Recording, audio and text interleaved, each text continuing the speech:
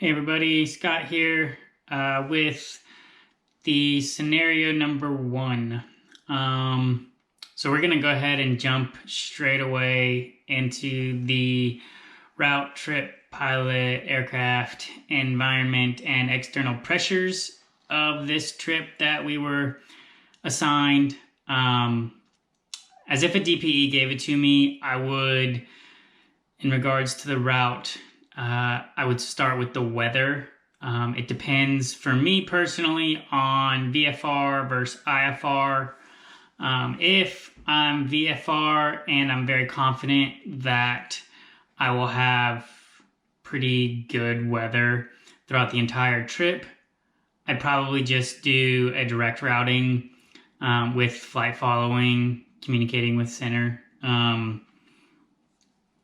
If I have IFR weather, I would go from Richmond following Victor 260 to FKN, and then follow Victor 266 over to RBX, which is right on top of the airport. And that way you can be a little more confident in your location, confident in your altitudes, especially in that part of the country.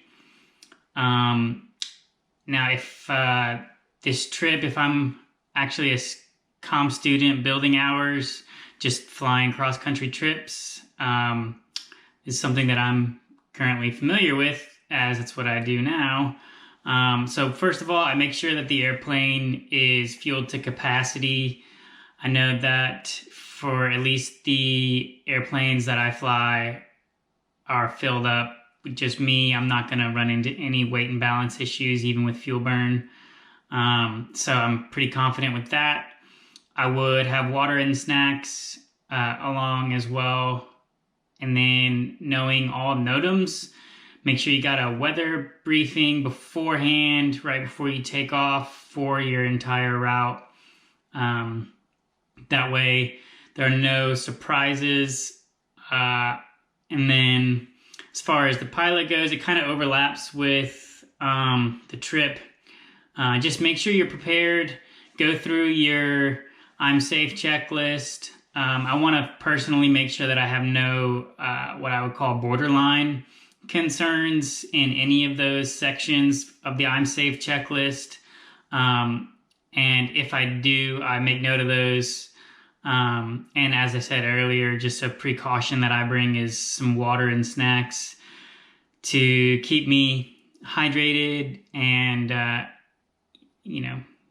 I don't get any hangry decisions that are made in the air. For the aircraft, definitely follow the checklist in the POH or checklist given to you by the institution that you're flying for, whichever one is more extensive. And then also make sure that there are no placards in the aircraft that you're unfamiliar with. Make sure that you review the squawk section of a dispatch. That way you know what you're getting into. You're not going to be surprised by anything along the route during your trip. And then also for the environment, like I said, you're going to want to get a weather briefing. Know the forecast before you leave beyond just your trip and your flight direction. Knowledge is power, and there's no place that's more true than in the airplane. So being aware of any airports along your route that you would have the ability and skill to land along should you need to make an unexpected landing. It's very important. Think about what the weather might do a few hours after you're expected to land, just in case you're flying for a little bit longer, and where the weather is. If you need to divert to a different airport and you need to go in a different direction, you can at least pick a direction that has better weather. External pressures. As a comm student pilot, the external pressures involved for me personally is returning the airplane within my flight block, keeping it in an undamaged condition. And I want to also prove to the school my ability to make safe choices so that I can maybe one day be a CFI with them in the near future. These are just the external pressures that I personally experience.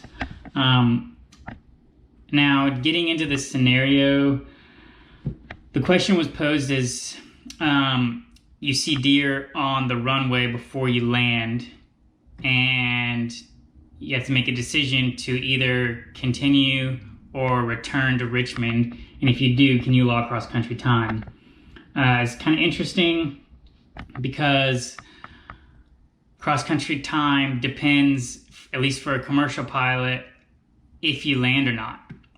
So in order to legally log cross-country time, you have to come to a full stop at a airport 50 nautical miles straight line distance from the departure airport as a commercial student pilot.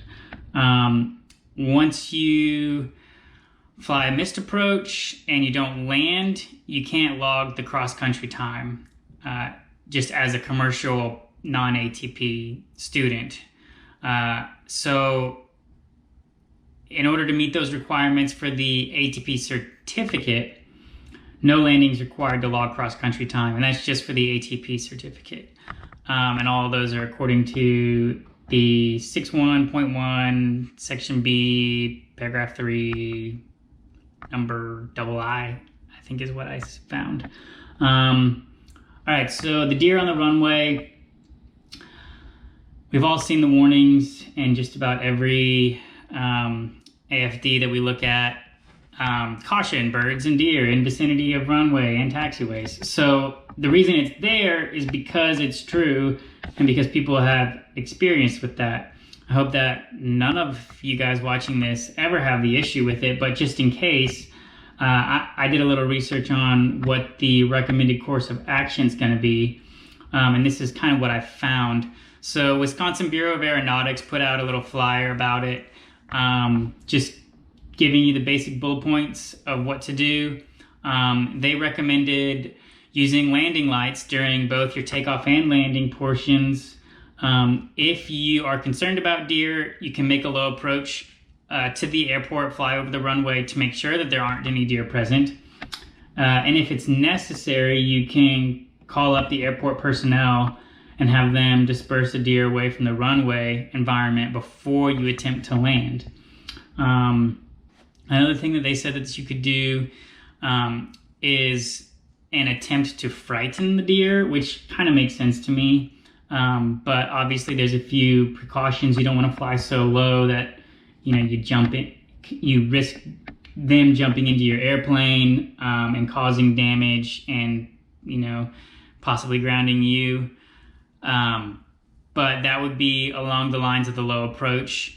And also be a good idea to keep an eye on them. You might be able to scare some out of hiding. Oftentimes, I know living in the Southeast in a very wooded area that there's rarely just one single deer.